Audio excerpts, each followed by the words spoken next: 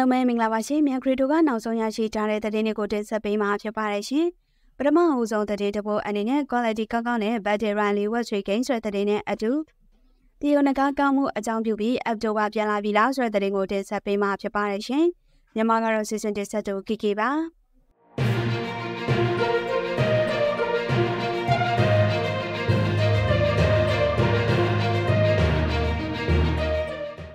ပထမအဦးဆုံးသတင်းတစ်ပုဒ်အနေနဲ့ quality ကောင်းကောင်းနဲ့ battery rally web trade gain ဆိုတဲ့သတင်းကိုတင်ဆက်ပေးမှာဖြစ်ပါတယ်ရှင်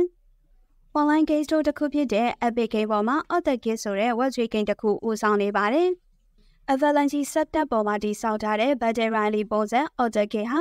Cyberpunk တင်နေဖြစ်ပြီးတော့အခုချိန်မှာတော့ early release အဆင့်သာရှိနေပါသေးတယ်။ဒါပေမဲ့ gaming community တွေဘက်မှာတော့နာမည်ကြီးနေပြီးတော့Epic Game ပေါ်မှာ free to play game အဖြစ်နဲ့ရပ်တည်နိုင်ခဲ့တယ်လို့ Fortnite တို့ Genshin Impact တို့လို game တွေကိုပါကြော်တက်နိုင်ခဲ့တာပါ။ gameplay video တွေအရာဆိုရင်တော့ Author ဟာအရှိမထွက်ခဲ့ပူတဲ့ web trade game တွေနဲ့မတူပဲအတော်လေးကိုအစိမ့်တန်းမြင့်မြင့်ဖန်တီးထားတာကိုတွေ့ရပြီး PUBG ကို Cyberpunk တင်ထည့်ပြီး web trade game အဖြစ်နဲ့စောင့်နေရတယ်လို့ဖြစ်နေမှာပါ။ဒါပေမဲ့လောလောဆယ်မှာတော့ Author ထဲမှာ crypto feature တွေအပြည့်အစုံမပါသေးပဲကန်တိုကင်တစ်ခုသာ item တွေဝယ်ဖို့အယောင်းဝယ်တွေလုပ်ဖို့နေရာတွေမှာအတွက်သုံးလို့ရနိုင်အောင်မှာဖြစ်ပါတယ်။ developer ဖြစ်တဲ့ Gazilla ကတော့သူတို့ရဲ့ Gan Network ထဲက application တွေနဲ့ marketplace တွေကိုသုံးပြီး game တွေလာတည်ဆောက်ဖို့ဖိတ်ခေါ်ထားတယ်လို့ Gan Network ပေါ်က game တွေကိုလည်းမကြခင်မှာကြေညာပေးသွားမှာဖြစ်ကြောင်းဆိုထားပါတယ်။ Web 3 game တွေဒါဒီလို gameplay ပုံစံတွေနဲ့ဆက်ထွက်လာနိုင်မယ်ဆိုရင် Web 2 က gamer တွေအနေနဲ့ Web 3 game တွေကိုစိတ်ဝင်စားမှုများလာနိုင်ပြီး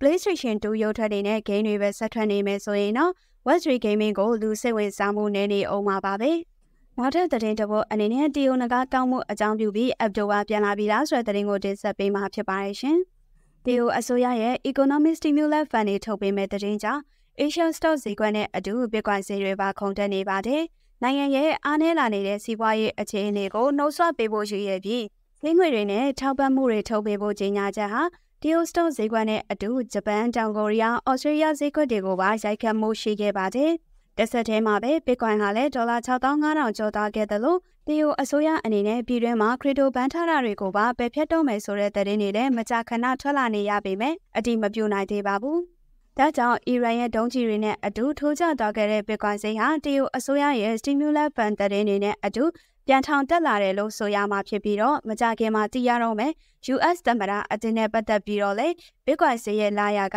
အမျိုးမျိုးပြောင်းသွားနိုင်ပါသေးတယ်။ဒါကတော့မြန်ခရီတိုကနောက်ဆုံးရရှိထားတဲ့သတင်းတွေကိုတင်ဆက်ပေးခဲ့တာဖြစ်ပါတယ်ရှင်။အားလုံးကိုကျေးဇူးတင်ပါတယ်ရှင်။ကောင်းသောနေ့လေးဖြစ်ပါစေရှင်။